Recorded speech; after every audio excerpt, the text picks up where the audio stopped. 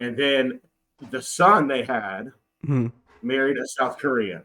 So this girl is so American, like, and very self conscious about it. It's really interesting. But she's the nicest girl, amazing. Like she had a perfect 100, and I gave her a 70, just to like, not in the whole class, just on one paper, Hmm. one out of like 30 assignments. Right, everything else is like hundreds, and she was like devastated.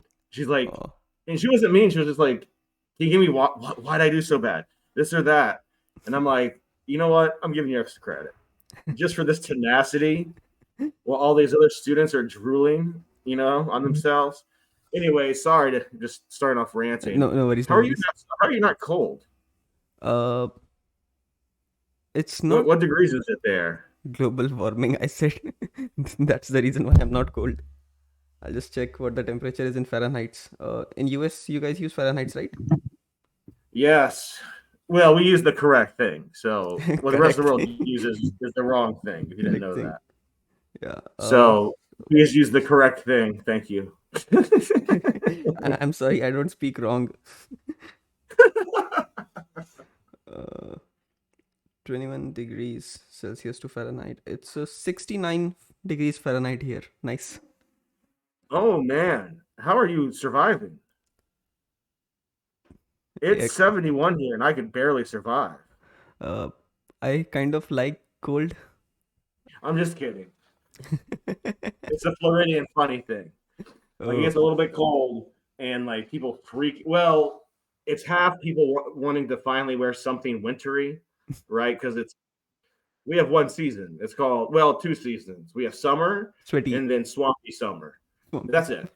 Okay. You know, Uh, like you live in a hot area when they have a feels like temperature. yeah, Yeah, it might yeah. be 89 degrees, but it feels like 99 degrees. It's like, oh, Because okay. humidity and whatnot, other factors. Yeah, yeah.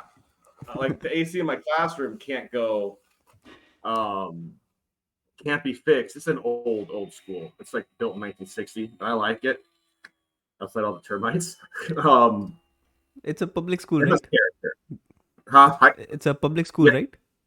yeah, it's a public high school, but it's like what happens is these places become institutions of the local community, Okay. and they don't always get along on issues regarding what to do with the school. To where the district sort of just like tries to stay really quiet and do stuff because it can quickly, and it's never anything positive like, oh, we need to improve this for our students. It's always over a name change or a location of a parking lot or something silly. Um, Things about I community benefit. it's Americans can quickly lose perspective of like the real world. It's so interesting to me. You know, it's just like bam. You know, like there's literally people in current events now, danger zone. Literally kids in Gaza, right? Just being oof, you know, and we're complaining about our Starbucks being late. So there's It's kids in what happened in India recently? And did something happen in India recently, or am I wrong? a lot, but say what you're talking about exactly, which exact thing you're referring to. I'm not sure. God dang it. This is why you don't hit your head too many times as a kid. Concussions. Here, let me see if I can find it. Yeah, yeah, sure. Um, like what like big news stories have there been in India? Uh, a lot actually. From Manipur to 8 of our ex-Navy members being executed, being given the death sentence in Okay. Qatar, and like Yes, lot the of stuff. guitar thing. Qatar thing, yeah. Yeah. So, why were they beheaded or whatever? Right now, as far as the information is out, they have been given the death sentence. I don't think it has been executed yet. I'm not sure.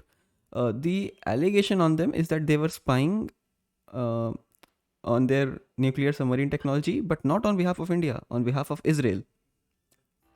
Oh no! It Yeah, gets the plot thickens. and like Oh there's wow! so So they were much spying. like The Indians were spying on the Yemenis for Israel, on the or was it? on the Qatar government and their Oh, nuclear submarine okay, technology. Qatar. I think this is the How fun. allegation. Who knows? I don't trust the Qataris one bit. But I don't trust any media at all. I trust okay, like some YouTubers that admit that they're wrong half the time because they exactly, are. Because exactly. when you're in the fog of war, like both figuratively and literally, when news is happening, Exactly. there's a chance you're wrong. And if you never admit that, I think that's a major problem of American news. It's so one, it's so propagandized, but two, they never say, "Hey, yeah, we were wrong I, about this I'm whole thing." This I'm not wrong. move It's the word that changed by the time I on. got it. The universe changed by the time I reported on it. Yeah. So I why were can they say, detained? yeah, I can say why people might assume that because on the internet at least a very vocal section of Indians are in complete and blatant support of Israel. I don't know why, but it's just a thing in India. We like to pretend on Well, the internet that we support Israel. No same thing idea. happens in America. Like, well, in parts of America that have nothing to do with, like, I'm in Florida, so there's a large Hebrew population here. So our Right. senators and congressmen, like DeSantis, passed like an emergency order protecting us against like Hamas. So yes, Hamas is after Florida and our Yeah. oranges, you know. Um, and I'm actually very good friends with a Palestinian Christian. Okay. My boss, my principal, his wife has a family and they're from Palestine and they're like original Christians. Okay. Her little brother, my very good friend, I went to high school with and wrestled with, and he's an emergency paramedic, does a lot of great things. He has Hmm. cousins and stuff over there. I don't think in Gaza though. I think they're in northern Israel, most of the Christians. Okay. And this probably doesn't sound very bad, but I sort of only want to rescue them Crusader style and then just get out of there. You Yeah. know, that's very Christian bias of me. It's like, yeah, let's just go save the people in Bethlehem and then say, have fun, y'all. Then I don't You know. know, I mean, we have two country crushers over there. It's insane, like those super carriers. If Yeah. you didn't know, the nickname for those things are country crushers because they can just annihilate a country in a day. Like they are Oh, scary. are they the Nimitz class or the Ford class? I think it's Nimitz, but Oh, the new well, let me ones. look at. Yeah, so Peter Zehan's always just talking about how we transitioned from a global police force to a navy that pretty much is just tactically taking out countries. Like if a country messes with us and just us and our trading or one of our trading partners, Hmm. we'll just go and blow them sky high. They don't exist. Yeah. But we're not gonna stop Iran from attacking Greek shipping anymore. Does that make sense? Like the Greeks should protect their own shipping. We're not sending our navy to go help. Kind of what Donald Trump said about America first, right? Sometimes you have to look out for your own interest. How much can you carry somebody else, right? It, uh, Yeah, it but seems like since this was a Cold War strategy to get people on our side, basically we'll protect you, we'll give you access to world markets. No one will rip you off. If they do, you can come to us in exchange for not being communist. And it worked. sounds like a sweet deal to me for not being stupid. I'm getting paid for not being stupid. Yeah, and we're gonna give you a bunch of money, Yeah. and potentially, our companies, and that's how you get the rise of Donald Trump. Here is everyone gets so mad because there's all the factory jobs left. But whatever, we evolved. It's a whole different world now. So it's just all interesting. Now it's all interconnected. Um, but India will mess up Qatar if things go down. Like India has a huge army. I was looking into it the other day. Yeah. Like they're sort of scary. I don't think so. It's ever going to be a full blown conflict because firstly, the world doesn't need one right now, and secondly, uh, I completely how agree. will the optics of that work? Means like, why to? Say that again. How will the optics of it work? Like we'll have to It's in the middle of nowhere. It's a small dot on the world Oh, map. oh, Nobody I agree. But like. being the American, I would, let's say you're the leader. You're the leader of India, and I'm just your advisor. I'm your American ambassador. I was go. Oh, right, You know right, what would right. be a real good statement to the world? If you just wipe them off the map completely, no more Qatar, and then you give us the oil, right? We'll Yeah, help you. We'll give you seems the weapons for seems free. Let's seems like a use good deal. oil, Yeah, and now bam, India's a superpower. Don't screw with India. They'll blow you yeah. up. I think I don't know why, And then but World the War III is response fun. from our government on this has been not very swift. Neither has it been very upfront. A lot of Indians are kind of upset with our foreign minister right now because um, he has been very vocal on issues that were not very relevant. And then when you're vocal on issues in order to get claps, then you get to feature in YouTube shorts and reels. But when it comes to something real world like this is where diplomacy has to show. This is where your soft power has to show, right? And this Yeah, is, and I'm I not think, a familiar, failure. so Okay, okay. like enough with India's democratic system. So how like y'all have a parliament? Yeah, we have a parliament. It's What's very that called? close to US, like, and US Okay, and UK. Like, we have a president, okay. but they're not directly elected. Uh, They're looking through the parliament. yeah, exactly, exactly, exactly. And Okay, okay, okay, okay. more power is in the hands of the prime minister, executive wise, than the president. So it's kind of like UK, Ireland. We like, they gave us colonization and called it democracy. So that's how we Hey, roll. they were spreading freedom. Okay, Yeah, they're spreading freedom through guns and beatings and that's mutilation. So that's the that's how you equivalent have of to an spread that's the equivalent of an HIV positive person saying I'm spreading love. it. Oh man. So how's Yeah. school been?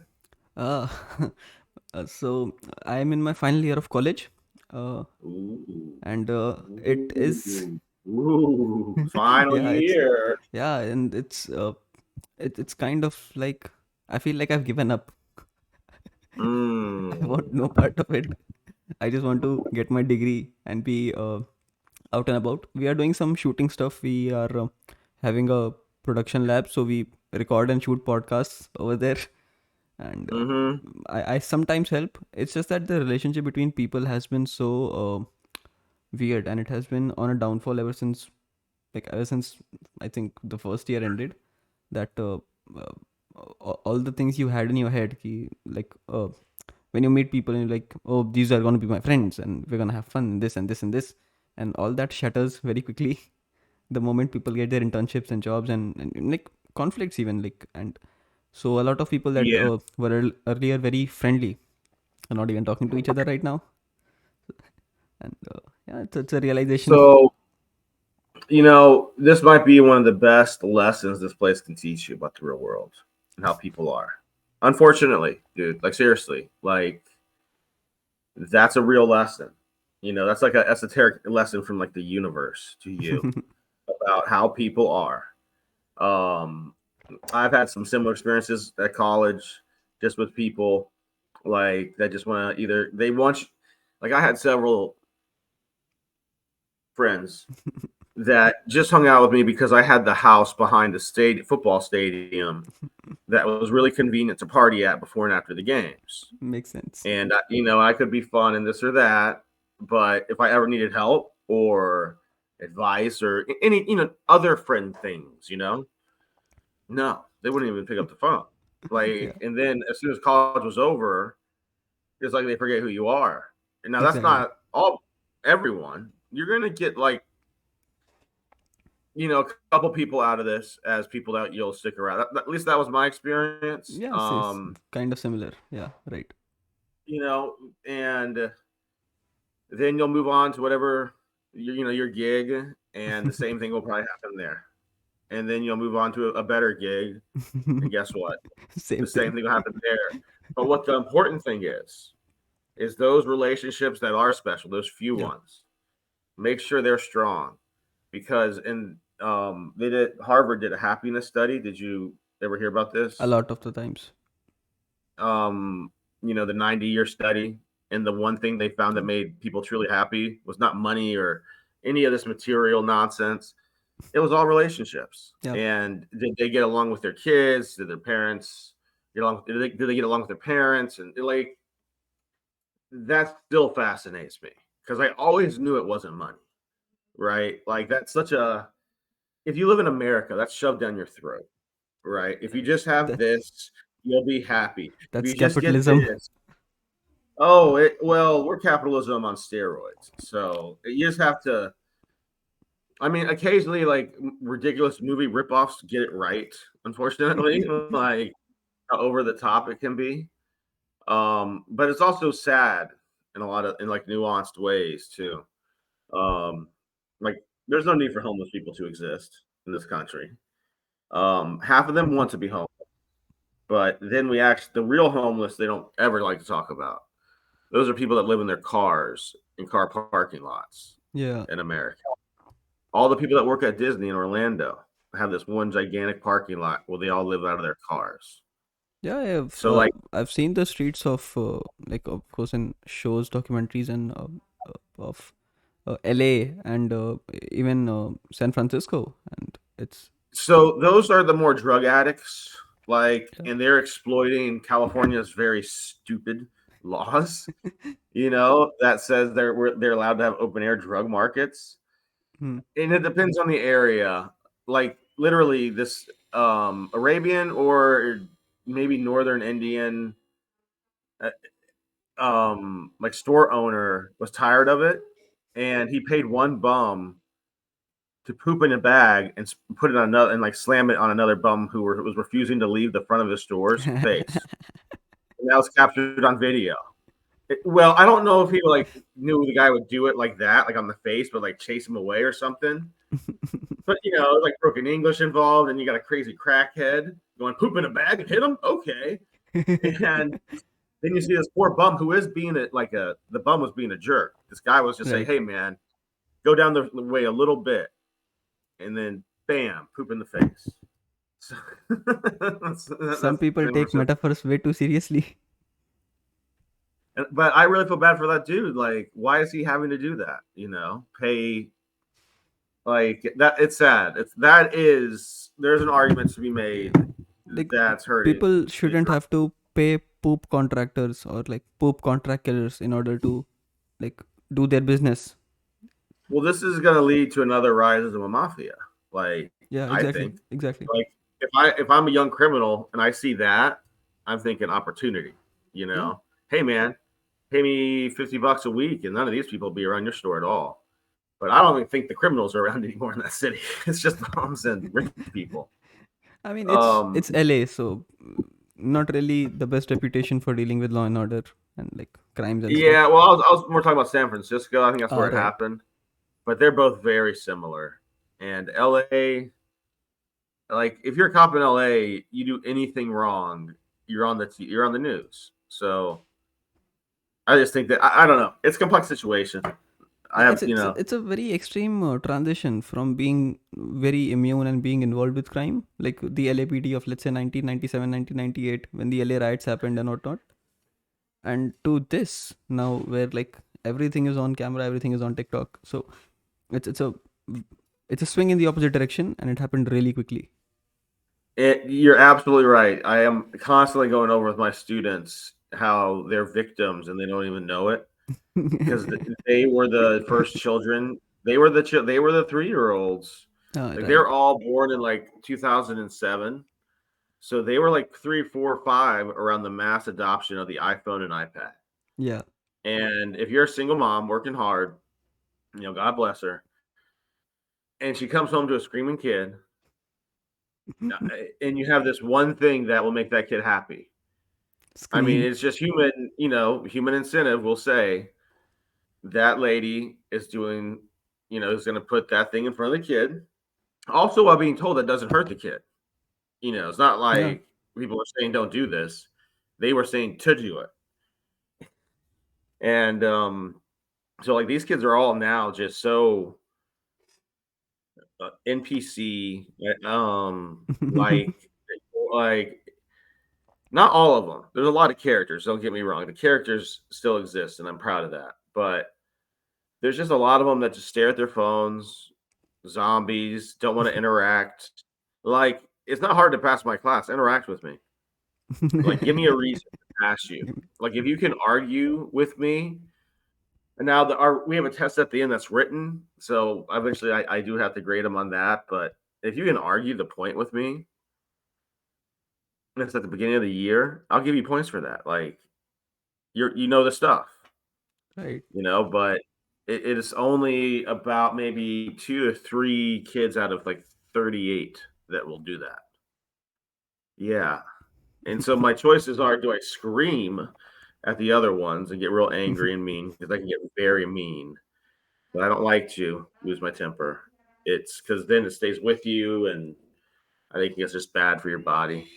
Um, and the other option is to ask them to put them away nicely, and all that does is we'll just take it right back out. Don't worry, it's all good, man. Don't worry, it's all And good. then they'll tank your test on intention, like they'll tank the test on purpose. Yeah. Well, they might like so. See, it wouldn't be on purpose. They would just do it to do it because they don't care. Like, there's such a level of apathy at the moment. Like, almost like how you're saying with your friends. Yeah, Like, it's kind of like, it's just they don't care. It's maybe it's a COVID thing, and well, not what I mean is getting out of this whole thing. We just all went through this 3 year insane thing where we're all told we're gonna die, and then it turns out to be a bad flu, and then it's like, okay, now what? And no one knows the now what part, it seems. yeah, and I think the So it's just, impacts of it psychologically have still not been fully analyzed. And I think the reason for such blatant apathy is also because our generation, like Gen Z currently, and like people born after the, let's say, 1990s, uh, we have grown up to, like, we've grown up in a lot of privilege. So even if like that second generation South Korean student you were talking about in Asia, if you fail, if you tank a test, it's a huge deal. But I'm seeing that thing fade away, at least in my college and in my schools, because once you're brought up around privilege, if your parents are supportive of you, they understand that it doesn't mean anything. However, what it does show is your ability to sit down and listen to the faculty, follow orders, and then write that. Like, it's an important thing. However, like it's a swing in the exact opposite direction. It's very quickly, like that's the thing, it's one extreme to another extreme. So there's one extreme where if you tank a test, children were deleting themselves by trying to fly off a roof and hanging themselves. And now we have these students who just don't care. They just don't care. and I really wonder because it's so basically what I'm inferring is so this same trend is happening where you are across the world. Yeah. It's happening here in Florida, which is if in any state it shouldn't be happening. It's this state where you have people out there grabbing alligators and stuff, and yet I see these type of students. Like, I want to tell them, like, you're not living up to the stereotype. You know that, right? Like, You're not. you're not throwing an alligator at a Wendy's like lady. You're just sleeping. Um, and I even get like the kids that just come in and sleep because they're out all night fishing or hunting. Yeah. Like, if they tell me that, I will work with them. But they're now too, like, before that would happen. Now they're too scared to ask me. It's really weird. Yeah, like you Before said, they'd be like you use that word na NPC. Like I really thought of it in that way when you mentioned it, because people used to have characters, right? There were stories. Every human being you sit down, they had brilliant stories. And now it's like uh, one out of four people you find are either extremely boring, uninterested, straight up vanilla people. Like everything will be very standard with them, the same story, or they will be lunatics who will say stupid things like abortion shouldn't be legal. So Yeah. it's hard to interact with these people. They're on, like, one person is crazy and the other is deaf. it's tough. I try to look past all of that stuff because I'm never going to change anyone's mind. And I've also learned like kids, students, especially when it comes to politics, they learn from their parents. Will double, triple, quadruple down. Um, the only time I've been successful has been with this student that once was an actual like fascist and a real one. He like worshiped Mussolini. Real one. He he was an He was a Roman Catholic American though, born in America. His dad was born in America, but he was just looking for a social identity and wasn't fitting in, so he just went full Mussolini, I guess, which is unique. I'll give it to him. And I guess at lunch, I was the only room where he could come in and like say some things and not get kicked out because I like interesting conversation. And it would never be bad stuff. It would just be like Mussolini fascist stuff. And I would try my best to subtly undermine it without being, mean or undermine it, and also being friendly. Because I think that's the best way to sort of fight that stuff is to, make the other side look like normal human beings.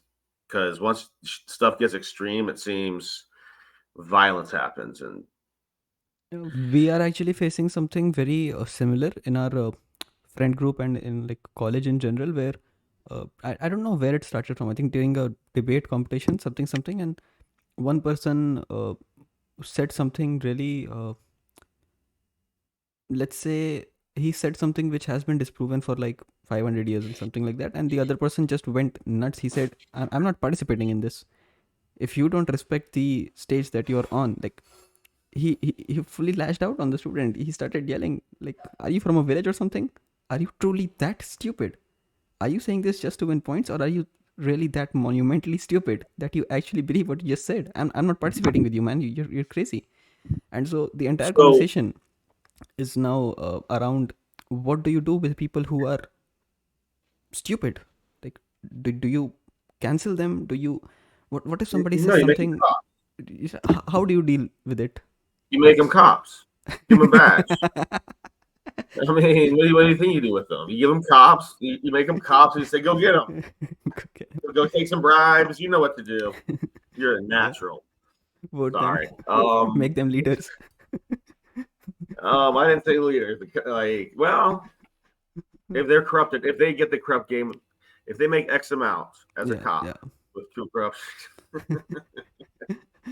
Gamify you know, corruption. yeah, it's You said something interesting. This Indian insult. Are you from a village? Yeah. That sounded so interesting to me, like sociologically, like because I think about it, I'm like, oh man. And if And you mentioned something, I remember you like in the prior conversation, you mentioned something like this, but okay, it right. still surprises me. Like to hear it'd be like you're from the Boondocks, or you're from the or you're hit. Like I'm trying to think uh, of different names for like what stuff is like that. that? There's an ethnicity, right, which doesn't use as much technology. I think Armenians. Um, Is that a stereotype, or is that something I'm no, there's unaware of? Mennonites and Amish and Amish. Mennonite. Okay, okay, okay. Right, Yes, right, Amish. Yeah, they're actually sort of left alone somewhat. right. Okay. Um, they used to be messed with, but the local Quakers, because that was Quaker area, and the Quakers like Quaker Oats. Yeah, yeah. Um, William Penn was a Quaker, and they were strict pacifists to the point where they didn't fight World War II. But seriously, they got waivers. But I don't know how much a pacifier, like, or not pacifier, pacifist, if I said pacifier. Um, I don't know how much of a pacifist they are now because now they're going around and basically saying, mess with the Amish, you're going to answer to us. And they protect because there were people that used to mess with them. Okay. And that's stopped. And the cops, too. And the cops up there in, the boonies of Pennsylvania. Pennsylvania is a huge state. People don't Yeah. realize it's two cities, Pittsburgh and Philadelphia, and then just fields of corn and stuff like that. Good agriculture state, but A lot of places to for cops to beat you alone. We'll just say that. Yeah. So about that village thing, what did you find interesting? Just because, like, oh, what are you from a village? Like that's the insult that you're Yeah. stupid. It means Yeah. you're poor from a village. Um, you're not like that to equate being from a village just because I think in America that's a compliment. Oh. You're from a village, and I'd be like, yeah, I made it here. What have you done? And that wins the argument every time in America. That's what I'm Okay. saying. That's what, like, you get what I'm trying to say. Yeah. Like Yeah. People count your people privilege, lie. kind of thing. Yeah, people lie all the time on their resumes with this type of stuff. Like, I'm a oh, victim. I I'm a was victim. beat as a kid. I was kidnapped and held in a closet for 3 years, and I survived by whittling little sticks and stat. Like, it's just like there's a victim mentality, and then there's like a con artist mentality, and it's interesting. I mean, one creates the other, I guess, right? Like, I don't know. Um, but yeah, hopefully no violence breaks out in the friend group. That's never a good thing. Not violence, but it's just that people have stopped engaging with others based on something very stupid which one person has said once, and that may or may not have been based on their beliefs. Like, I was recently having this conversation with a friend of mine, and like very late night, like around 2 a.m. or something. I was just about to go to sleep, Mhm. and I get a text. Hey, I get a text on WhatsApp, and it's like, no greetings, nothing. Hey, what do you think on the Israel-Palestine issue? I don't think nothing on the Israel-Palestine issue. I am a I tell 19-year you, old. I'm a 19-year-old. I don't care. I, like, it might sound insensitive. Oh, I'm insensitive, but I don't care. I have my the own stuff to worry amount, about. well, and I think it's appropriate to say, listen, I'm not informed enough to Yeah, talk with exactly. intelligently That's about so. this. I wrote this small paragraph where I said, "This is what I know," and maybe I'm not. I'm not just a 19-year-old kid. I don't know. And she said, exactly, you're not supposed to take positions. And then she said something about some other people that, oh, like these people, I said this thing, and now I don't like them because of it. And I'm saying, It's yeah, just speech, you know. I, it seems like you have some interesting stuff happening at your university. a lot actually. I mean, And it's just like it's free speech issues, like, it's but it's not like coming from the government; it's coming from within the friend group. exactly like it's that is the conversation. I mean, like I recently read a survey where Harvard was ranked the least in terms of free speech, and I was Yes, surprised, and I was like, okay. I mean, yeah, no, they're like at Stanford. A Republican senator was shouted down, or a Republican judge, and he ruled like one of his rulings led to, um, I mean, may have it's like one of those legal things, led to like the end of Roe v. Wade, and all these people okay. showed up, but they were students, and they screamed him down within the auditorium, which Stanford has pride of that never happening. And then the administrator comes and doesn't do anything about it. And then you have Peter Thiel and like all the people that back that university with the real money go, yeah, we're pulling all of our money out. And then all of a sudden they're broke. Next thing you know, huge investigation into it. Teachers are fine. You know, it's like, oh, how I quickly mean, things turn. Money right. comes Like, in. how do you? I mean, I get the idea of free speech, right? But like, I'm not a huge fan of cancel culture as well, because the way I talk and the things I say, I pretty much feel like I'm gonna be on the getting cancelled end of it, rather than See, doing the I cancellation. think free speech is anti-cancel culture. Like cancel culture seems to be like censorship Yeah, to exactly. me, And I and get it. freedom of speech is key. It's key to life, I think. Yeah, and in our universities, it's the university takes a very open individualistic approach, to the point that they'll just hold events and do whatnot, and they'll not intervene in the issues of the students unless the student directly reports it to the professor. However, Mm. amongst the students, there seems to be like this is among the 3-4% of the students who actually engage and interact. The rest are NPCs, like you said. But among those students, Yes. there seems to be this dilemma of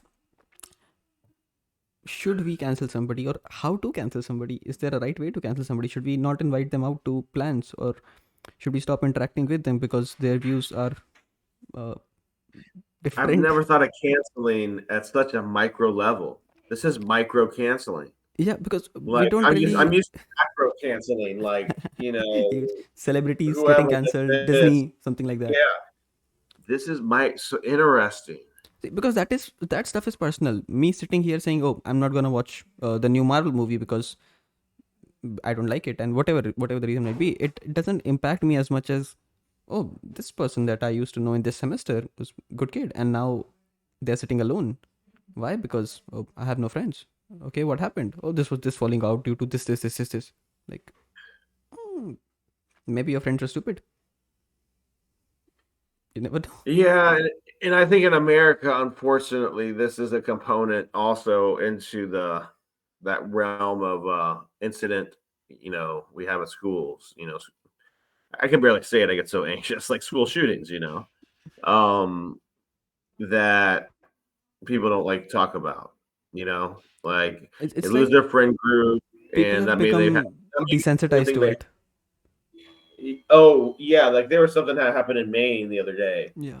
The student told me, I'm like, yeah, their shoes. Like I said, something so off the cuff that I had to stop and go, let's look into it. And like I had to like try to like be professional because I was just again desensitized. Like, yep, there's always shooting. Like it's like, um, and my school is pretty secure. I'm pretty confident in it just because of The the drills and dense. whatnot. Yeah. Well, we have dense jungle around it. Not jungle, but mangroves. They're called. Okay. You know what a mangrove is? Yeah, it's a like tree. Yeah, that grows in salt water. Yeah. So we have those. Um, well, a type of those that grow on land around us that are really hard to get through. And then any open areas or parking lots that we have gates that we can lock up. So basically, it would have to be people can get on campus, but they would have to make a concerted effort. And we literally have a little mini police station in our campus that sees everything. Like they have a wall of TVs of surveilling everything. Um, and their response time is like quick. But we still have drug dealers down on campus to sell fentanyl. We can't stop that. That's But just another word for white rich teenagers. yeah, and I think it's someone letting them in. I mean, it happened last year. I don't think it's happened this year. I'm probably wrong, but there's an accomplice there. If I think, because these kids, Maybe these that type of kids, accomplice, maybe the accomplice is huh? the CIA. It, Because who would have thought the CIA intentionally flooding urban neighborhoods with drugs to fund their wars in Nicaragua? I mean, that's such a conspiracy theory, I tell you. Can't believe it. Just can't believe it. the '80s was like that time. Like it's weird because I grew up during that time, and you didn't think that stuff was happening. And so just imagine the stuff that's happening right now in your nation and in my nation that Exactly. we don't know about. And Like it's wild. Like unleashing the cocaine epidemic on the American people to send weapons to South America. It's insane. It's yeah, who would literally do like, that? And why would somebody do that? yeah, why? Why? You do know the retired um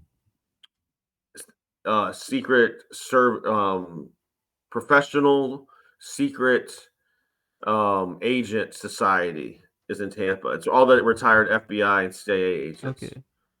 They have a big like club. I only know this because I've been to their meetings twice on accident in the library of like downtown. I just sort of walk in. They're not secret about it. They're literally out and about talking about like, oh, when I was in Nicaragua and blah blah blah and shot this person. You're just like, what? Why? What's happening there? They are pretty Like secret about it. They are They're in a library. Who goes to libraries? They were- exactly. Who goes to There you go. They picked the library? perfect place. They're secret. Um, so, I mean, if you ever talk to one of them, they're very interesting people, but they are taught to secretly sneak into people's houses. Like, let's say they wanted to get you and you had a wife, right? Yeah. They would sneak into your house. Well, they would first observe you for about a month, everywhere you move. You Yeah. know, they would use drones and all that so they could predict everything so nothing goes wrong.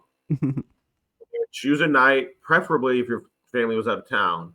But if that didn't happen, their secret agent could literally get into your house undetected with some I don't know how they do this, and then slit your throat while you're and then like doing some maneuver where you don't talk, and then Yeah. your wife wakes up in the morning and finds you. And to me, that's like, why are we doing like this? Is horrifying. Um, I mean, if it's really an American enemy, I'm fine with that, believe it or not. But if it's just spy shit or spy stuff, Espionage sorry, spy, stuff. if it's just spy stuff, then that's a bit unethical, right? Yeah, I mean, on your own nation. I mean, there are some moral issues with that. I'm just glad something like that would be very difficult to execute in India because we have such a Oh, India, we don't want to mess with India. Yeah, if you don't know that, like like, espionage missions would be like there are always 4 to 5 middle-aged women standing everywhere you see discussing how revealing the clothes of some other teenager was. It is very difficult to sneak into somebody's house in India. There are 14 to 15 stray dogs standing and guarding every single house. We barely get to um, sleep. How will somebody sneak in? like if anything, we want y'all to be our friends because we don't like your next door neighbor very much, and y'all We are the don't big, like our neighbor. big We don't like our neighbor huh? either. We don't like our Oh, neighbors either. we know that. Yeah, we know that. So it's sort of like it just seems to align correctly. And y'all are democracy, and you're growing. It only makes sense because our theory with China was to open it up, allow capitalism to go in, and they'll naturally become democratic. And they almost did until they ran tanks over people in Tiananmen Square and all that fun stuff. Almost So near miss. yeah, strike three, he's out. Oh God, and that's like such a tragedy. Yeah, India has Um, a very favorable view of capitalism in recent years as people have started to make some money. After the COVID lockdowns, people started making money, and India is growing rapidly. That is true. So, as people are getting more and more money, they are becoming conscious of, hey, why is my tax money going to this program or this program or this? And we are, I'm seeing an attitude shift towards privatization more and more. People want public services to be privatized because the public servants in India are so incompetent. See, So, I want to say be careful privatizing, but I don't yeah, know of course, the like, situation in India. Like we privatize, I think I said this before. We privatized in Florida, and it worked with some things and was like yeah, horrific in other areas. exactly. So, But like, we actually had functional systems though that they got rid of. It seems like y'all don't have functional systems, so uh, privatize the shit out of them. I say. yeah, exactly. And like, there are some departments that should remain with the government. Let's say healthcare, maybe big pharma. We don't want that. And Beware big pharma. exactly. So, Like and privatizing that, I think would not be the best idea. Just because I've exactly. seen And what happens. we've seen like Indian healthcare is, I think, if you're on a budget, it's as good as it can get in a third world country. I mean, I absolutely love the insurance benefits that I get. It's I'm probably better than the United States, man. uh, Like, if you have the money yeah, in India, here, yes, definitely. if you have the money here, you'll have great care. If you don't, we'll give you an ice pack. So, like some of our best doctors are from India here. Like we love to steal y'all's talent. If you didn't know that, America like, imports talent from India, and like oh no, we are known like it's. I guess Modi brought that up to I forget either Trump or hmm, Biden, one of them. Like they call it a brain drain. right? Yeah. Like I guess India's scared of a brain drain occurring. And America's like, totally, we won't ever do that. Never. We've never done that to anyone. Yeah. Um, It's no, also like like it's also voluntary. Like it's not just about government practices. Even if the visa process was, let's say, more strict, you would still see Indian youngsters flocking to European nations and America, Canada, Australia, because lack of opportunities here. And we have been shown about this. We have the internet. We have Netflix. We have Disney. We've seen what these nations are, and I know they are exaggerated. I know it's not all sunshine and rainbows, but they are significantly better. They're significantly better than here, especially if you have the will to do the hard work that you do here. If you apply that to a first world country, of course you're gonna get rewarded, and I think that what happens. you have to choose the right location, Yeah, and it won't be an exciting place. So I remember the Indians I've seen do well in America have been the doctors, right? Like they just are doctors, and it transfers, and they're just like the top dog, while all the other white doctors are golfing, um, making all the money apparently. I'm not a fan of our healthcare system, by the way. You couldn't tell. Anyways, and it's not the Indians, it's the anyways. Uh, but so what was my other point? So the other thing they do good at here, tech. We IT. rely heavily on yeah. Um so sorry. No issues, no issue. This is why I should have don't hit your head, kids. Anyways, so when I coached in Georgia, in rural Georgia at the beginning of my career, this was in 2009, my first year Okay. teaching. Way back in ancient times, dinosaurs, all that stuff, roaming the earth. Jesus Christ, I met him, good dude. Good dude. Uh, so, um, on the way to drive to the high school, there was like just cows. Like it wasn't houses. Like I had my little area, like an apartment area, and like a gas station. It was a true farm community, but all the gas stations, not all, because there was like a feed store gas station, and that was owned by the same family forever. But all the other gas stations were all owned by Indian entrepreneurs, and they all lived above the store, and they weren't. It Yeah. wasn't bad, and they were so nice. They were some of the nicest people. And some of the local Georgia people that didn't treat them well. I made sure I did, but they were just always so nice. Like, I mean, it's part of our history to give immigrants shit. I mean, it's just what we do.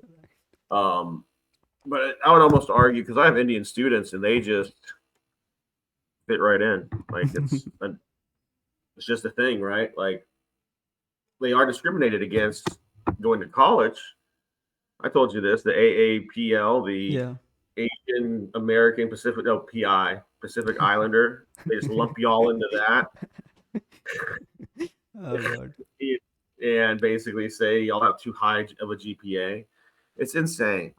Um, like I had this poor student that was like really upset about it, and I was just like, listen, this is the life. I had to give her the life lesson speech. Like, this is how life is sometimes. There are But things beyond your control that, like, yeah, yeah.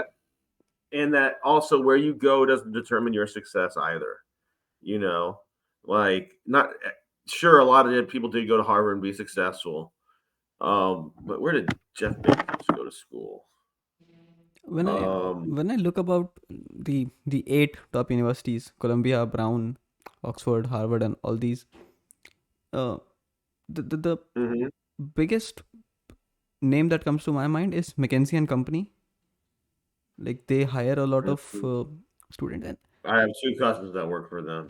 yeah, And I am not a fan of yeah, them. and I it's know, I know.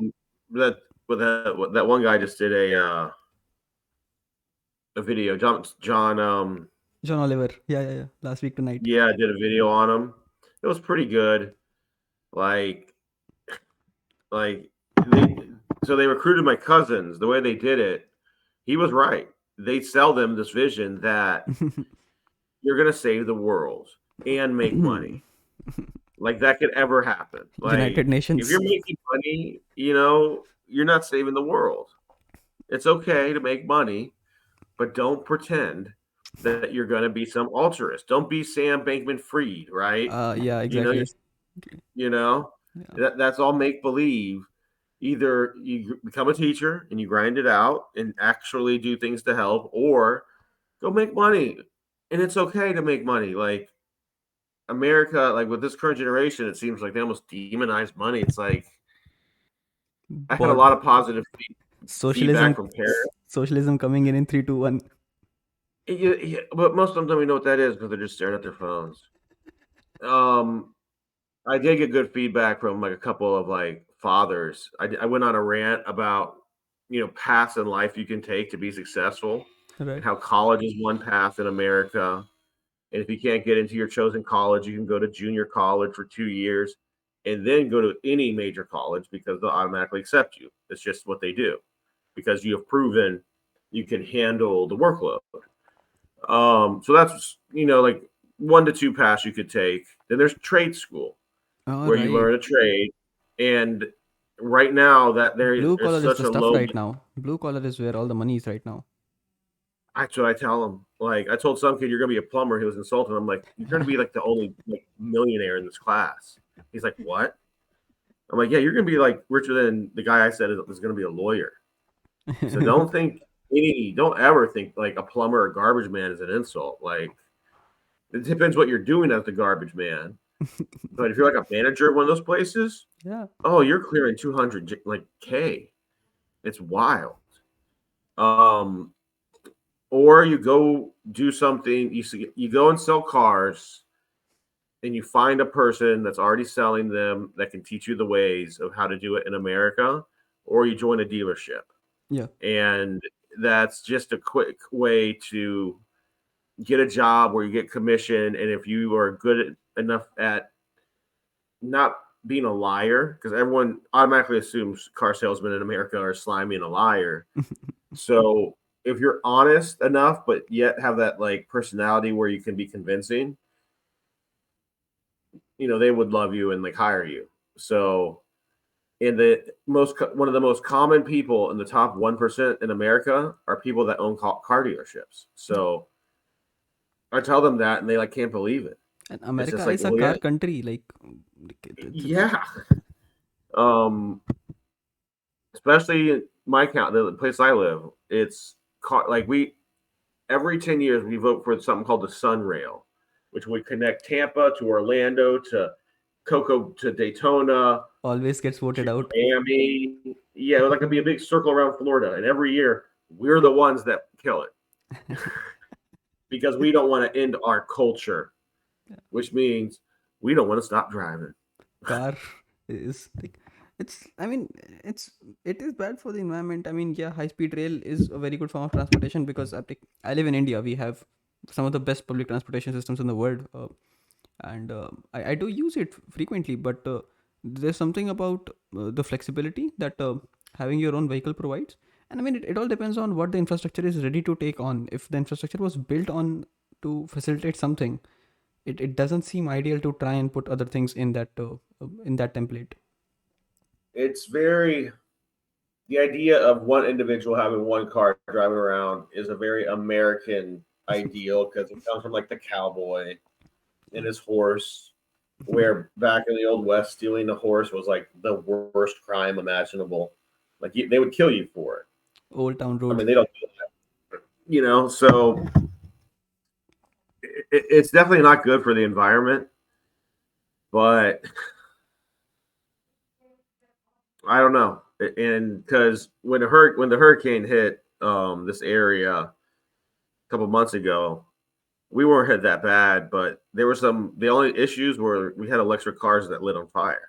Yeah, and they are very When difficult to extinguish. That they take about eight Yeah. times the amount it takes out to extinguish a normal car So fire. Yeah. and then we got to find with all the stuff that goes in them. So I'm skeptical about them. But then again, no one predicted the iPhone, right? So Someone can invent something, and next thing you know, we have self-driving cars. I still don't think we would accept that in this county, though. We would somehow vote against self-driving cars. My question is, who would have to settle the claim if they hit a pedestrian or another car?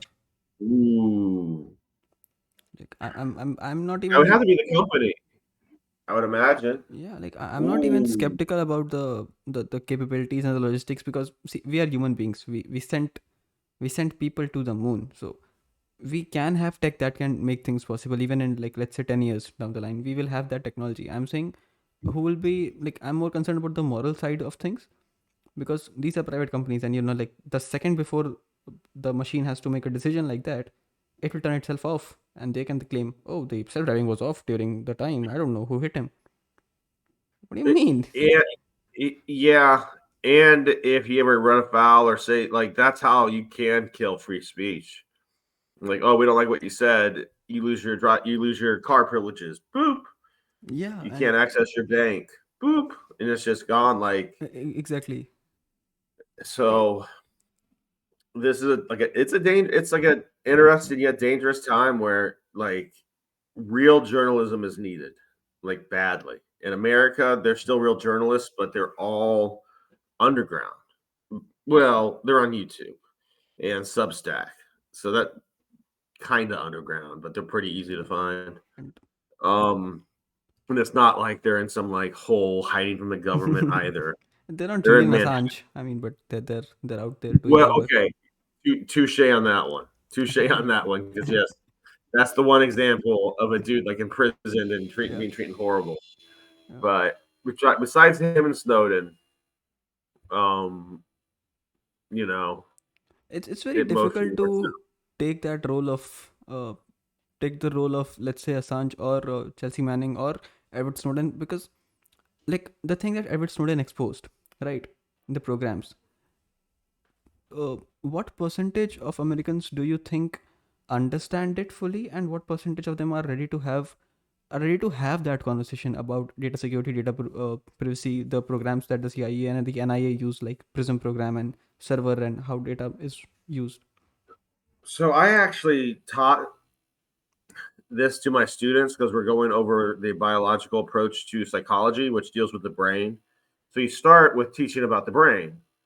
And because cell phones have been an issue, I have an article from 2008. You can easily find it by Googling mind control by cell phone. And it's an older article, but I think the science is still solid. And basically what happens, your alpha waves of your brain, which control like emotion and like behavior to a certain extent, it's all interconnected. But your alpha waves are like this if you're excited. But if you put your face in front of a screen, they level off like that and calm you down. And it's just like how you're saying, like almost dumbing down of society. I think it's more like numbing down of society. So I was like explaining that to students, and they were just shocked. I'm like, y'all are all tech experts. Y'all know more how to code this complex stuff, and you don't. You're unaware of the like incredible dangers of all this stuff.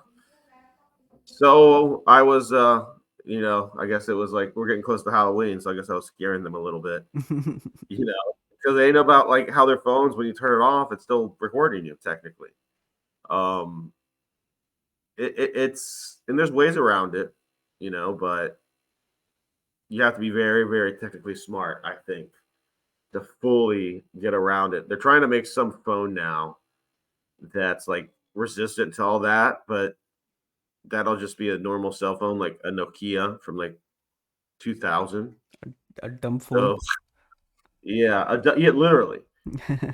So I just think people have to be aware of that the NSA has the right to just do that, um, because they weren't happy about that, and this can go into some crazy places. So I think a lot of Americans don't know. Like with teenagers, I would say it's 80% don't know, 10% kind of know, but they know through like QAnon, conspiracy theory, weird things, or there's something weird political ideology where you talk about it, it seems normal. The next thing you know, you're talking about monarchy or something that's wild. And then there's the other 10% that actually are well informed and have their different opinions, and you can have a good convo with them. American public, that's a good that's sort of harder. I would say there's probably more than you would think that know about this problem, 40% because of Rogan. Okay. Yeah. He because he had Rogan's had Snowden on twice, and he's made it like his issue. Um, but then there's another probably 20% of his audience that still doesn't understand it, I mean, it's even it's if they're told. fine, and like it's okay Yeah. to, and I think that is where but there was this comedian Ricky Jarvis. I think I don't remember who did a set on this, but he said something along the lines of, "I'm tired. Like I get very amused when the news media say that, oh, let's ask the average person what they think about it," and I'm like, no. Do you know how stupid the average person is? Bleach bottles have a written disclaimer that do not drink this. Remove that for 2 years, and then let's ask the average citizen what they You know think. what? My empathetic side, I'm high in empathy, Yeah, does not like to think like that. But you're right. exactly. There's probably 40% of Americans that are just stupid and don't care or know. And Now I that think I that think number about is much higher in India. But I think it. like the thing that you're talking about empathy, right? So like, this is something that I personally have been uh, juggling with. Is that Mhm. now that we are in third year of college, all the things are coming to an end. A lot of students feel lost because they were living the high life, the party life, and now they have nothing to show for on their resumes, and they're scrabbling here and Ooh. there. So I was having this conversation with another friend of mine about education and privilege. So I was saying that education and knowledge is a privilege. I mean, if you're saying that, oh, this person doesn't know this or doesn't know how to do this, then they're stupid and I'm better than them. I said, yeah, you are. But the reason why you were able to learn this stuff and do this is because you come from a certain privilege and maybe that person doesn't. And my friend, she gave me a very good point. She said, no, knowledge is not a privilege, it's something you earn. So obviously the real truth is a mix of both, but that is something I found almost like, oh, like, So, do you know the story of? Let me break out a prop here sure. of this guy. Yeah, of course, everybody knows him. So Abraham Lincoln. Um, so his dad, his mom died, I think, having him, and his dad always resented like him for it, and they moved out to the middle of nowhere, Illinois. Um, Started his writing, then lawyer, then from lawyer to politician, from politician to president. Of course, huge. yeah. So, but he taught himself the law through something called like Johnson's Black Book, which was this gigantic like encyclopedia like book. He memorized the whole thing. He taught himself how to read. Well, the stepmother, he had a stepmother that came in and like taught him the basics, but then he did it all himself, and he was dirt poor. And this is America at a time when America was just wide open for like, opportunity. But he was able to teach himself like not just the law, but how to be a good lawyer. Like, because he was like, because I did a whole gigantic paper on his like trials and how he would trick people and get them to confess on accident. Like, he was, it might have been natural intelligence or his personality. I just think that, like what she said, basically, there's a good point to it. Like, there is a part you do earn. Yeah. Now, the other side is not everyone is blessed with that type of intelligence either. And what do you do with those people? And um, it can be sad because sometimes if those people get filled with like grandiose ideas, you're setting them up for failure. It's called the Perry problem, something like that. There's actually a name for it, Okay. where you set up like that for failure, where they're promoted into a position they can't handle. Um, if I find the video, I'll send it to you. I will. I know where the video is. I'll send it Okay. to you. Sure. Yeah. And I just find it tragic, just sad because even if they're an arrogant asshole, They don't know what they're walking into because they're too stupid, Yeah. and they won't be able to do it. And they'll have a vicious boss that you don't meet the deadline or whatever it is. Good luck. The real world's going to come, and it's not pretty. Um, Also, with what you're saying about the resumes, I think that's very important. Like the world's so competitive now. Your generation in India right now seems to be pretty big, if I'm Yes. correct. We are the youngest and the Oh, largest really? demographic right now. 65% of India is younger than 40. So, and there's more boys than girls. Am I correct? Yeah, I think 888 or something like that girls for 1,000 boys. Are you concerned about that at all? Uh, I don't know what has happened That's with how it me. feels. Like when I was 16, 17 years old, I was concerned about worldly affairs and this like data and statistics. I think now for the last 1 year, I'm more concerned about, like you said, uh, micro cancelling and things that affect me personally directly. I mean, I was the kid like 2 years ago. I would be the kid who's be posting stories on Instagram about I support this side, I support Israel, Palestine, whatever. I would be posting about it. Now I I just support the. I said yes. I support the. I support the popular thing. So I, you're actually going through the actual. This is cool to see. It's really cool for me to see this, like your growth as an academic, pretty much, because that's what you have to go through. Sort of this disillusionment that man, a lot of this is bullshit, and yeah. that's okay. It's more It's like okay. it's more like even if it's not, it's like I'm irrelevant. I'm irrelevant to this, and it's fine. It's okay to be irrelevant to something. I mean, it's fine. So and then this sort of attitude. Well, like I think, at least for me, it's sort of passed, and you sort of like you get past it, then you try to look at the positive things, and then you Yeah. try to do something positive, whatever your chosen career is. Do you still plan to work with the crypto people? Uh, Actually, I quit. Oh, okay. Well, yeah, Like you told me the crypto stuff. I was like, oof, I that can knew, be a I tough knew from market. day one. I was there for the money. I got money. I made like 70K in 1 month, and because I had this Amazon cart, So it's 70,000 US. no, no, no, no, no, no. It's Okay, approximately 1,000 US, 1,000 that's USD. still good, man. That's Yeah, still good, and dude. yeah, I had Like, to buy a lot of stuff, which I did buy. Like my desk right but now consists entirely of things I bought with my own money, and I'm happy. So I was there only for the yeah, money. I got the money. I'm here now. I don't want to get into a job for the next 6 months or something like that because I'm settled. Uh, I'll wow. So the just dollar goes that far there. $1 is 82. I think 82, 81 Indian rupees. Well, that's awesome, man. I'm Yeah, glad to and hear that. in I love India, to hear about yeah, success. and in India, it's very easy to sustain with uh, let's say, a very decent. 90% of salaried class India earns less than $300 a month. Salary. Wow. 90% of salaried class in India makes less than $300 in a month. If you're making more But than $350, you're in the top 10% of this country.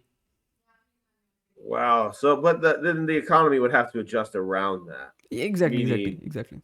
so okay.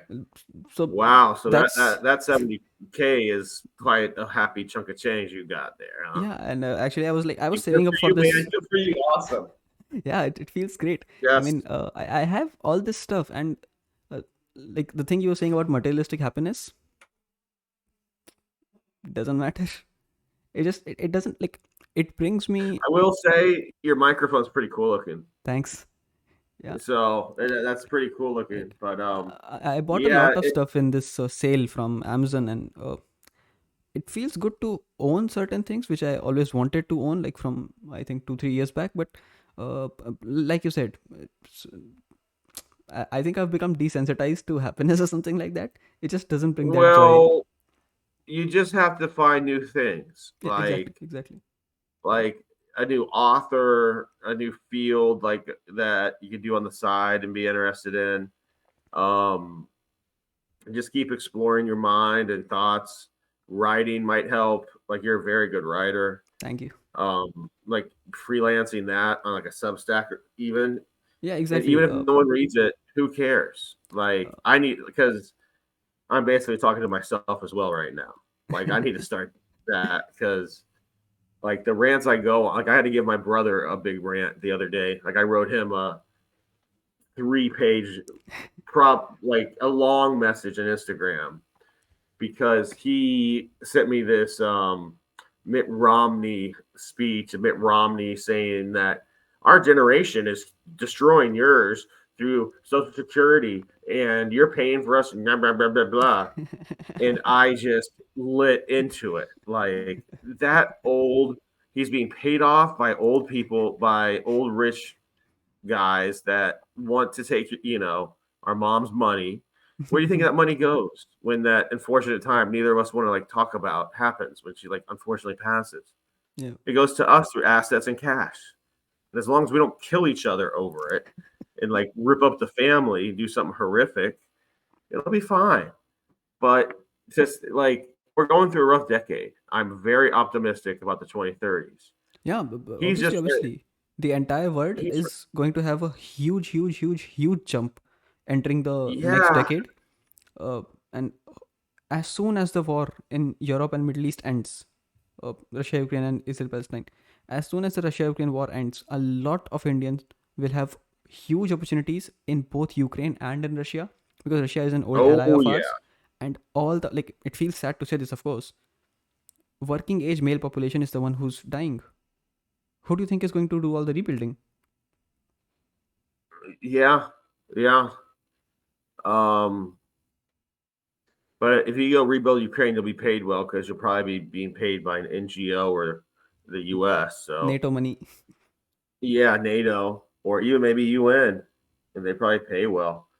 Um Yeah, so a lot of wow. opportunities are going to come up, uh, and I think people don't get it. It's just that every time people get involved with or attached with things online, they have this really huge association thing going on where it doesn't affect you personally, but you're fighting on behalf of somebody and bothering somebody else for it. It I try to stay offline as much as possible outside of Exactly. putting up stupid pictures with stupid music that some people might enjoy. Maybe it'll brighten someone's day. But I used to do the political thing on Facebook like 2012. And then when my aunt got mad at me, I'm like, okay, I have a family member upset over this silly thing. Enough. It's over. Like I was going to delete it, but instead I just do what I do now on it, silly things. Yeah, Try to keep it I fun. deleted my Instagram. I use my other ID now. The main ID, it was That's like, healthy. That's yeah, a healthy thing to do, man. every time I opened the app, it would make me feel bad about myself. I'm like, nah, not having that. Nope, don't need That's that. really healthy. I don't scroll through anything. I Yeah, go to my exactly. page, I see who likes my stuff, and I don't care if no one likes it. Yeah. Because that's another thing. People get like, but I don't want to go through other people's pictures. Like it creates this FOMO feeling in your head that you're missing out and you're a loser because you're not there, and it's all in your head. It's And almost we like know psychological we warfare. know it's fabricated because, duh, I meet this person every day. I know the stuff that Yeah, they're posting. It's and we fabricate stuff like yeah, we do. like setting up a picture. Like you that's what you Yeah, just do. No we one does a take random. hundreds and hundreds of photographs and upload one of them. That too after editing. So it's we know the truth, and it's just it's like cognitive dissonance where I think we are so Say that starved again. for cognitive dissonance. Yes. Yeah, So it's mostly that. yeah, that's what a lot of Americans have a bad habit of doing. I mean, I sometimes do it, but usually that's a sign of trauma or avoidance. So Like have you you get heard of the phrase "Delulu is the new Solulu"? say that again? Delulu is the new Solulu. No. It's a TikTok thing, mostly social media thing, which roughly translates to "delusion is the new solution," where people are knowingly They are knowingly becoming delusional about things. Like they say, "Oh, I know I'm wrong, but if it makes me feel good about myself, I'll keep believing it." It is You a know, borderline healthy approach, though. I mean, this generation is at least aware I that they was are about to, I was about delusional. to say, you know what? Hey, if that makes people happy, everyone's so unhappy. If saying the Earth is flat makes you feel good about yourself, go for it. Go for it. Be happy, please. Like enjoy your life. Like you got X amount of time, and Yeah. it's we're in a weird. I think America has been in a suppressed recession for a long time, meaning our media has done a good job of hiding it. Um, After 2008, like wealth flowed to the top, and everyone got real upset, and we then regurgitated Trump out into the world because of that. And we might do it again because we're making the same mistakes. so, But then again, you know, he wasn't any worse than what we have now. Like I consider it a uniparty. so, Like do you think Occupy Wall Street was able to do what it was trying to do, but 10 years later, do you see that? I think it was a failure. I I think it didn't work. Like Wall Street's stronger than ever. Where are they? They're probably all working for Wall Street. I know Tim Pool. He was a big guy on that. And now he has a conservative podcast. So, well, he says he's a moderate, but yeah, right. Um, so it was such a cool movement, but it didn't really work. What seems to work in America is the masses do control things. Like no one wants to really admit that, but as soon as like Trump literally told all the Republicans, don't talk about Social Security or any cuts. And they all fell in line except for a couple people who he then like Marco Rubio. He just ostracized, called them little Marco, just complete vicious Trump attack. And he immediately stopped because he knows that's a losing issue. He doesn't care about anything. He cares about himself and winning. Yeah, I've really thought deeply about Trump and his narcissism and how it makes him a quasi good leader. Is he wants to do good, not for me or you, but for himself. But the byproduct of that is then sometimes a good result. Does that make any sense? Yeah, it's very That's my similar to what George Carlin said about honest politicians. When people said, "Oh, we want honest politicians," I'm like, no, are you stupid? I don't want lie all you want. I don't care. See, and this is well, something which is very amusing to me. We create these things called moralities and ethics and principles, and we hide behind them to do the easy thing. oftentimes you're right. You know, it's hard to be brave in modern society because it's so quick to for your name to get out there and you be the bad evil guy that then quickly forgotten. But if your name's ever brought back up, oh, you're that person. Exactly. So I think that is what made Clinton a very good leader, according to me. He was honest, like, I'm shit. Vote me if you want. I'm a bad person, and people still voted for him. Clinton was a political genius. He was a rarity. He came from dirt poor Arkansas. I love it. I love his backstory, and he was so good on the political campaign trail. Like he could speak with like your average Arkansas truck driver that's a Republican. Yeah. He could speak with them like a normal person and just say, "Hey, I know you have it tough, and you may want to vote for these people, but this is how I'll try to like." Is what the Democrats should be doing now instead of running up to that guy calling him a racist or something silly. Like I don't get their tactics. It turns like it makes me feel gross. But then you look at the Republicans and you're just like, whoa, what's going The lesser of the two what is evils. going on over there? So that's what I'm saying. It's like, but all of this was predicted.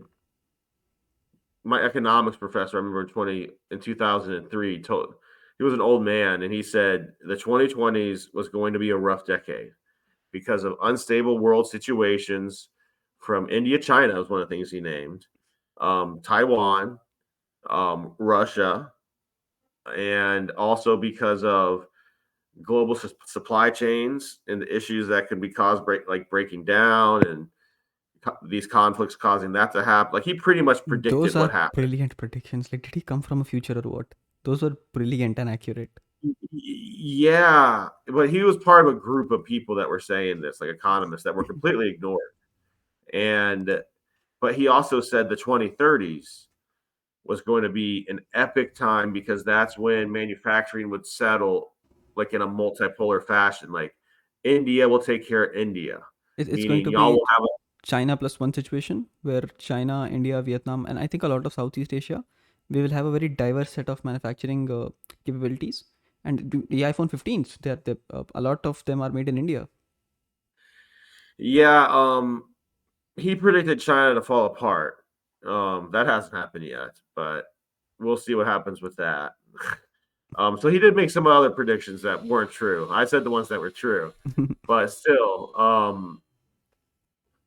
you know, like with the return of manufacturing and the not the end of globalization, but it's going to be changed.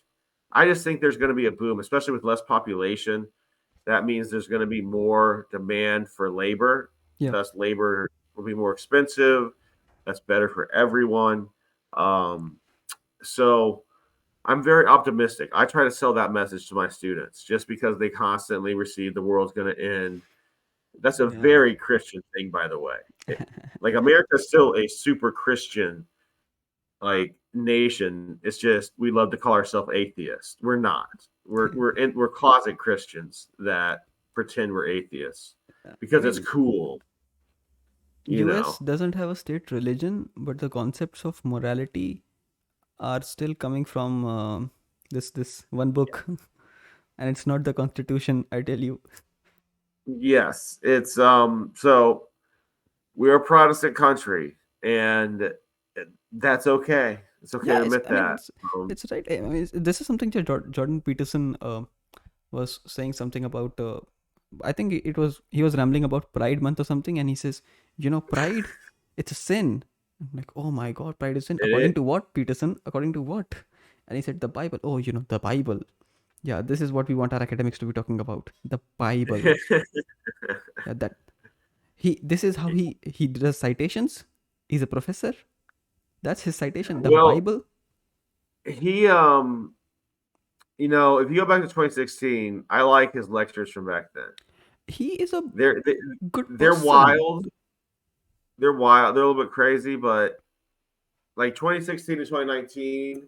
But when he went to the Daily Wire, he started to go a little, Yeah, you I know. think what happened with Elliot Page and I mean I agree with his right to speak. I mean, like, maybe what he says may not be right, may not be accepted, but I think he should be allowed to speak. I don't think Oh, his of course. university should intervene and say, oh, we don't want our students to be learning that. What the hell? These tech companies have to be very careful because the Republicans, if they get power again, they're going to nationalize them. I'm almost like I'm not Yeah. for being such free market guys. They hate those people so much. They literally view those companies as throwing the election towards Biden. They want vengeance, and um, they won't nationalize them. But they will sort of behind the scenes, like Yeah, they will just like want to have the right to moderate these things based on national security issues, and under the garb of national security, they're protecting their own assets. yeah. These also these all these platforms are a very good tool for our intelligence agencies too. To monitor stuff. I Yeah. just I just don't like the fact that they're doing that to American citizens. I'm very much against that. Like I'm sure this conversation might be listened to because if you like think about it, right? Yeah, Like it's a communication between two different nations. here's a dude, here's just a teacher in his 30s communicating Yeah. with a dude, a young guy in India, right? That just looks a little suspicious, right? Like two spies. Yeah, But we're not exactly. spies at CIA. You'll never catch me. Ha ha ha. Come try to get me. You'll never get to the Florida guy. Yes, I have alligators all around. everywhere. I have drugs. Um, Maybe you can sell them to yeah, Nicaragua. I'll take less yeah. money. I will throw meth at your eye. Okay. I have a meth lady hidden somewhere in the house that will jump out at you. Um, Yeah, I mean, so so you're just gonna chill for the next like 6 months? yeah, I'm going to work on my video editing skills. I'm thinking of That's having my awesome. own YouTube channel, uploading something Go for it. cinematographic. It will be about designing, and it will be centered on the things I do, my everyday stuff, college life, tech, designing, UI. So that is actually the only thing preventing me from doing like I've always wanted to do lessons, put my lessons online. I'm just with the video editing, I just really haven't had the time to teach myself. Yeah, I will be learning that, and yeah, I mean, So you now you do, and that's awesome, man. Like go for it. yeah, I have to do it because it's high time. I was planning to, like, my parents were telling me you should start way before this, but now I think I have the time, the resources, and like everything. I mean, this desk And if you is don't everything I ever need. So I think if I don't start now, it's like never. and even if your first, couple whatever videos aren't the best, Yeah, the advice everyone gives is that to keep going. The people that keep going exactly. are the ones that will eventually succeed. Yeah, and it's not like And I'm expecting something. I will start by, it will be a documentation of my life, kind of like how yeah, people have photo albums. This will be like a video journaling of my life about the things I do believe and say and act. And I have been teaching free design classes. Like I've completed two batches so far of six students. So yeah, oh, this batch will be ending in mid November. So yeah, I think I'll be capitalizing on that now. I've taught two yeah. free batches. Now I'll be making them paid. I mean, I thought you would be a very, very good journalist, but you still can be through this. Like, I Yep, I think can this do is a both very good exactly. idea. And just getting your name out there won't hurt. Like, and you're a smart kid. I think it's, Um, yeah. A lot of people have told me it's about how you position yourself, how you brand yourself. Uh, yes, branding is important. Effort. Um, if you make a mistake, it's okay. it's okay. You're going to make mistakes, just Exactly. flat out. Yeah. And then instead of pouting, you go, okay, how can I not do that again, or how can I improve? Um, like once I really started doing that in my life, I've really things got easier, a lot easier. Like with teaching. Yeah. It's the problem is with people who are overachievers or who were brought up with the towards when I was about to end my high school education, there was this sudden shift in attitude. With us, we were treated very harshly, like not harshly, but I think we were always told to excel in stuff. We are the overachievers kind of students, always getting 99% marks, 95, 96, 94. And then the people who joined the classes just after we did, uh, they're done for because everybody wins a trophy. They are that generation. They are the kids who were winning participation trophies. And Yeah, yeah, that started. That was another bad American. every child is special. No, they're not. That guy's picking his nose. Well, it's not just that. It's we need to teach like the world is a competition, and Yeah, no one will hand you anything. Do not trust the government. They'll use you for war. They'll use you for certain things, but they're not going to just give you whatever you want. Like you got to go earn it and achieve. You have to achieve, exactly. And and it's I'm so that's my number one concern with my students is because I see because again now I'm thinking about it. It's half and half. Half want to achieve, and the other half are I don't know. Maybe it's just my class, but it's just they just seem to be tuning out. I You see know. this everywhere, and it's like, this is something I observed in with McKinsey and company and all these Harvard douches. Is that there is this called Management in Business Administration, sorry, Masters of Business Administration, MBA. Mm-hmm. And I went through some of its stuff and I met with some people who did it, and it's so full of horse shit. Only get an MBA if a company is going to pay for it, and you can then get extra salary from it. Yeah, Is and what I've always been told. I'm not in business, so I'm not like like when I I look don't at really it, know like, too much, but I do know it's full of a bunch of bullshit, though. yeah, and my biggest concern is, like, let's say if all plumbers all over the world stopped working for 10 hours, everything will stop. Russia, Ukraine war, Israel, Palestine, all the conflict will stop, and they'll be like, oh, oh okay, something big is happening, guys. We need to get this settled.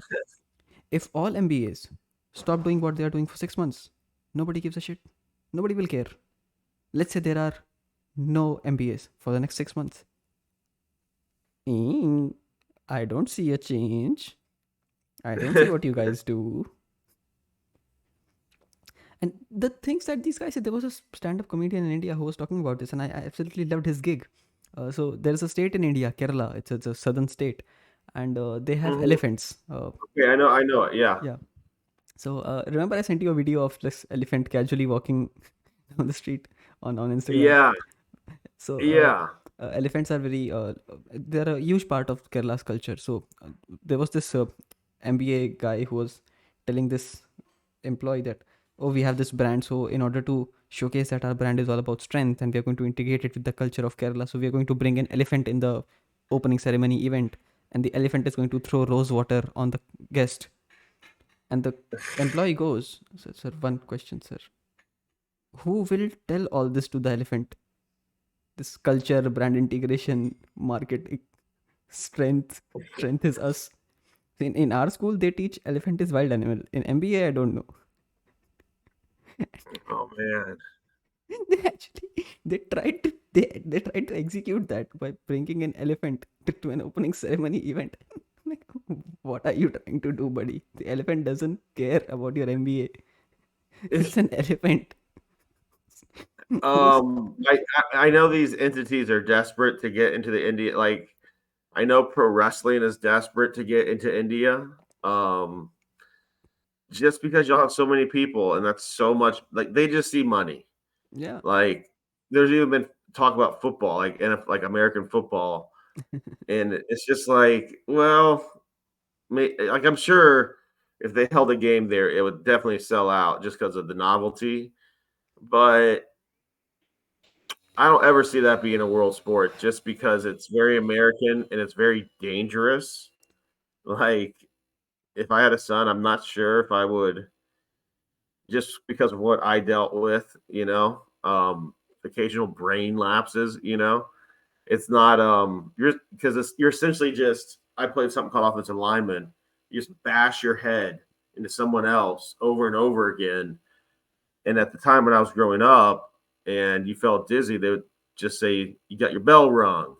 Get back in there. I mean, Not, the are you culture of, okay? Do you have yeah, the culture of sports that prevails in Australia and US, it is great. People adore it, but I would say that for a country like India, uh, participating in sports actively is reserved only for the elites, because a major portion of the Indian society is still hell-bent on pursuing their basic academia to become engineers and doctors and lawyers, because for a lot of them this is the only personality that they're going to have, because, like, you can't expect somebody who's earning $300 in a month to actually uh, be serious about making sure that their kid goes to the NFL or like the Indian cricket team or whatever.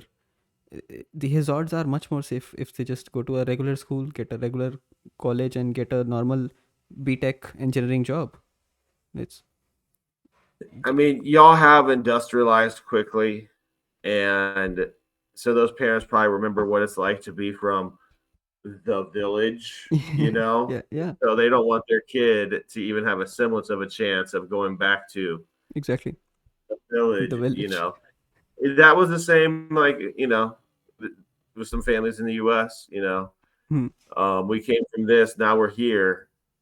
You're not going to waste our hard work because you want to be an English lit major, and I read want books all day. you want to do a master's in film appreciation. Yeah,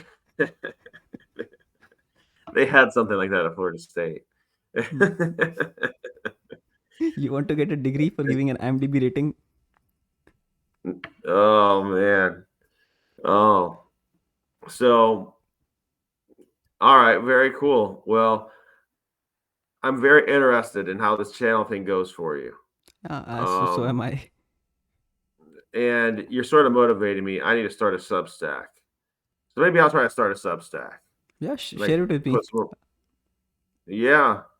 Okay. Um. Yeah, I'll be brainstorming, and I'll contact you soon about it Definitely, because I think definitely. that'd be cool. You know. Um. Like, can we both share a page? Is that possible? I'll have to Like to check. post it. I'll have to check my Substack account. Let me see if is that possible. Oh, and if not, that's fine. We can figure that out, or both talk about it on whatever this is.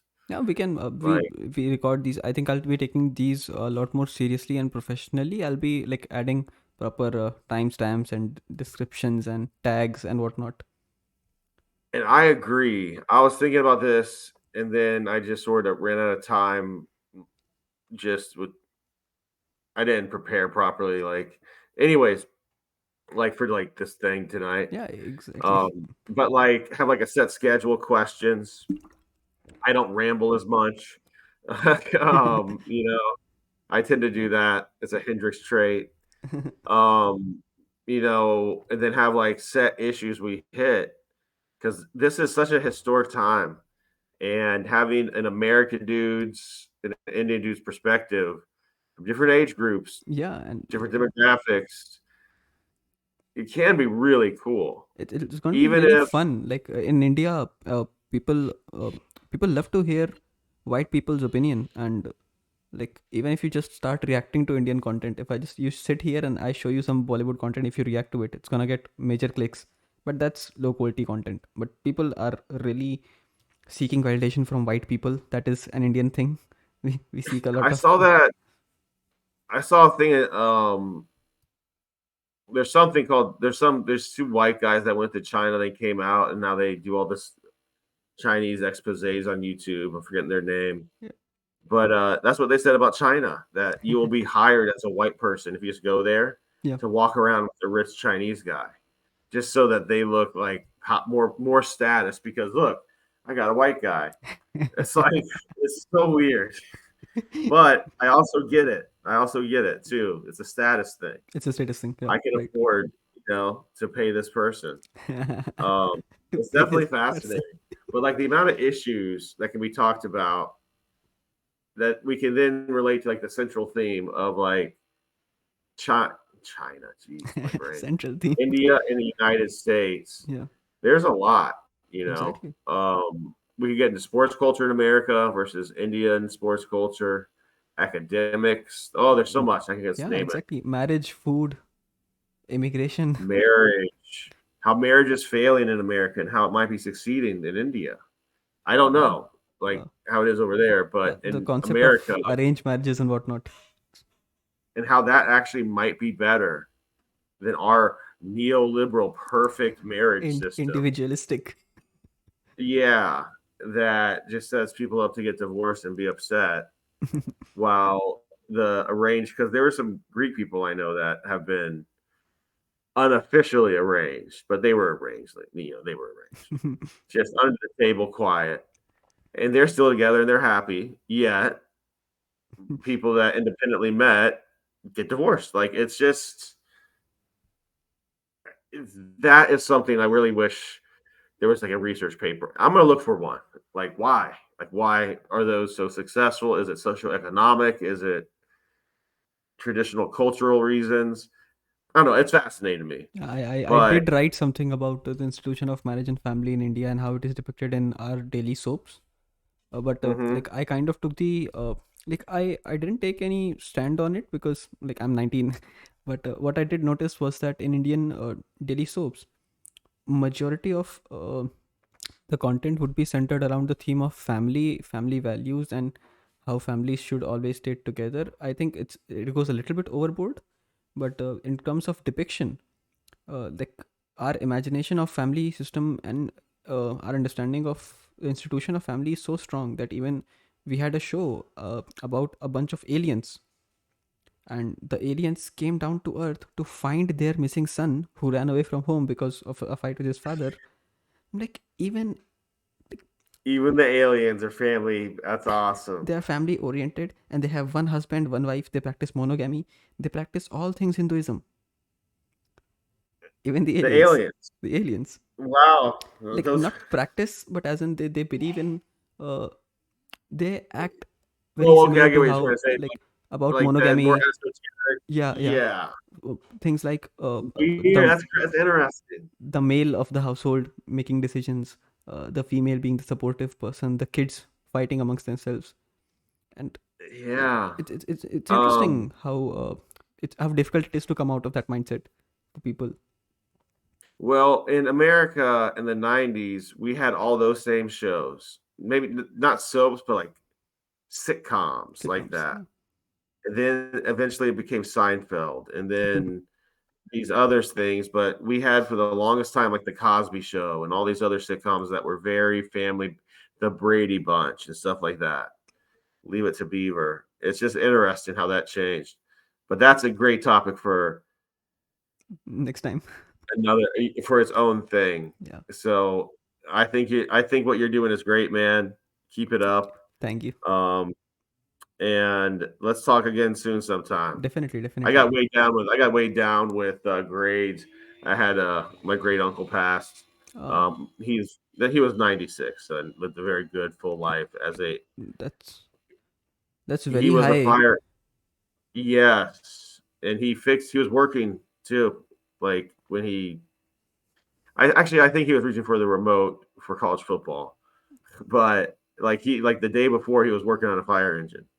So he never stopped working, and he was just a nice, good dude. And it like just knowing him, showed me that you could be a good person and be, happy and treat people right. So Yeah. um, it was more positive than anything sad like that, right? But it was positive to reflect on that. Like, because he only had a second grade education just because he was born during the Great Depression and immediately worked and just got lucky that the next door neighbor taught him how to fix certain types of diesel engines. And then he became the only dude in the South that knew how to do it and charged a lot of money. So, Yeah, I mean, it's it's weird how in US people need to be told that mediocrity is fine. You don't have to be a millionaire to be happy. And in Indian youth, it's the exact opposite thing. Like, the people dealing with midlife crisis in the US need to be told that it's okay to be mediocre, and the youngsters in India need to be told that mediocrity is not fine. And it's interesting. Interesting. That's another good topic. Yeah. Basically, in America, I think you have to go through something called the death of your ego, where basically you're installed this ego because you see all these sports stars, these rap stars, they're constantly being fed into you by this thing. And you think, well, I can do that until you go and do that. And you realize, oh, wait, these are professionals. And that's when you might go at home, think about it, and that ego then dies. And that's healthy, yeah. right? I think. Sometimes it happens later for others. Sometimes it never happens. And that's then a toxic person, usually, unfortunately, in my experience. But the more and more I think I grow as a person, the more and more I realize people I dislike, it's not about me. Um, well, it is about me disliking them, but the reasons for disliking them, it's because they have something going on. They're lashing out, you know. Yeah. I could take out the daggers and call it out, and I would only do that if they did certain things. Like, so I just try to leave them alone now, and things have been a lot more peaceful. So I've Yeah, appreciated it that. becomes very easy once you let go of the things that don't actually bother you. I mean, and this is Yeah, something right. This is something I recently discovered. I was invited to my school as an alumnus to for an event about orators and public speaking, and Mm-hmm. I went there with colored hair stripes, and something I was very conscious of because in Indian schools they have a very strict dress code, and you can't have long hair, you can't have colors in your hair. It has to be short, tidy, clipped. Uh, Very similar to the Indian reservation schools. Very very similar. Uh, so when I went there, and the principal, she is such a good person. Like she said, "Oh, I'm also thinking of getting my hairs highlighted. Your hair looks so pretty." And I was like, "Damn!" And like I met with all my juniors, and like it was great feeling overall because uh, now I have the immunity. I'm immune to all the uh, rules and regulations that were put on me, and it feels good to be part of that crowd now. And when I think about that school, there were some faculty members who misbehaved with me, and fortunately, they are not there anymore. And now, then I think about how authoritative they were. If they didn't start that conflict with me, I would still be very thankful to them. And if I would have met them, I would have engaged in a nice conversation with them, would have thanked them for what they did. But it's only because they were out of the way rude. And I just don't get it with professors and academics. Like, you're a brilliant teacher, like the way you talk to me. And with some professors, it's just that you're a 45-year-old male. Why are you engaging in banter with a 19-year-old? Like, do you have nothing better to do with your lives? It might. See, I can psychoanalyze them from like an American perspective, but there's Yeah. something India, specifically with India, with that I don't understand. Like, why are the teachers so mean? Like, why are you doing this? You want your students to be successful. You want the people like, I can go do something else to make more money or not have as much stress or less bullshit to deal with. Why in the world would you want your students to be one miserable, hate you, or unsuccessful? Like, is that your goal? Like, that's the Seriously, like, opposite of what it should be. I don't get it I, either. I, And I just don't understand it, like, at neither, all. But nobody there's does. teachers like that in America too, though, occasionally, but they Hmm. usually get pushed out. And this is India, so that child is probably going to beat you up in the middle of the road, and they're going to deflate your tires. And it does happen. It does happen. You're gonna get beat up. Oh, wow. Why are you inviting Wow. trouble? You're gonna get beat up. Oh, man. Oh, Funny place. India's fascinating, man. India's a fascinating place, man. Um, yeah, it's on my bucket list, man. Um, so, well, I think your ideas are great. Keep me um keep me in the loop about what you're doing, and Definitely. Yeah. yeah, we'll collaborate on something, man. Like, I think Definitely. this is really cool what we're doing, and um I have some ideas up my sleeve that I'll share, and then I don't know, we'll continue these conversations. I like talking to you, man. You're a good I love dude. it. Like, absolutely, it's fantastic. So congratulations on the crypto thing. Thank you. Thank you. Um and enjoy your time, man. Thank you. You really do. Like, What time is it there in the US? Is it like nighttime? it's 12:13. Okay, just past midnight, quarter past Just midnight. past mid. Yeah, yeah. So it's fine. Um, but yeah, and it's before Saturday, which in the South is the biggest day of the week because it's college football, and everyone Okay. wakes up early. We watch game day. It's called college game day, and it's a whole thing. Halloween is Um, coming up on 31st. yes. College parties. Oh, oh, hold up. Yeah, what are you going to be dressed as? Oh, hold up. That's a sheep. Oh, nice. Are you calling me a sheep? How dare you, sir? Oh, I now I am no get it. sheep. Now I get it. Herd immunity. Huh? A sheep, like as in a person who doesn't have his own mind, like herd. Now I get I it. really wish I could say it was something deep. I bought this for $1 at a local store. Impulse buy. I saw it, Yeah, and I'm just like, you know what I need? I need some of this in my life. yeah, And I had $1 in my pocket, and yeah.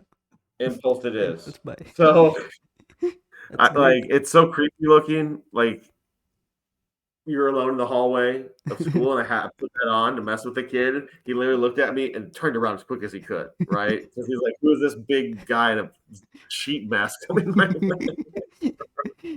Uh, I love American festivals because like they bring a sense of Halloween's joy. cool. Yeah. Halloween is usually people's favorite, like, because it's not overly connected to religion. It's just fun, and It's it's fun fun. for the kids, It's right? candy. Like, It's and then there's, yes, the great American sugar fest. It is that it is. But even like as an adult, giving out candy to kids, yeah. it's cool, right? You can see their costumes, and it brings the community together more than like the American community is struggling right now, just with people staying in their homes and being less social. Halloween is the one thing, and July 4th to an extent, 4th of July. Yeah. because some people still stay in. But Halloween, every It's year since COVID, sounds like so during amazing. COVID, Yeah. it's it's not like you know it depends where you go and what you do. Some places you go is over the top. Like I would avoid any cities because their celebrations are just too much, and like people are all wasted. But like suburban neighborhoods, there's some yeah. places that go all out. Like there's dudes that will save up their money all year to make some insane house that people walk through, and they'll do like peeled grapes as eyeballs, but they put a blindfold on you.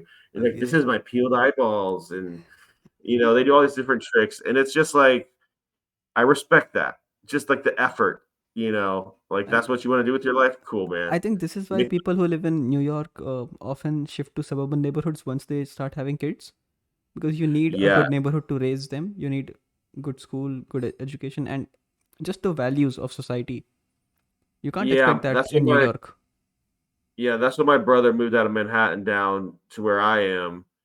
He's still trying to build this house, just inflation. But It's very difficult.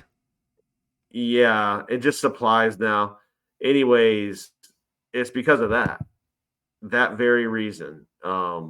Because in Manhattan, I mean, they have family and they have events, but what happened is my this is weird. We're bringing this up because I was talking about this with my sister-in-law the other day. What they do to trick or treat in Manhattan is you don't go to apartments because that's how New York is set up because it's hard to get into them. You go to stores, these little bodegas that then give you candy. And so random bodegas, half of them are like drug dens, and they're giving out candy in New York, right? Feels So very like doesn't feel personal.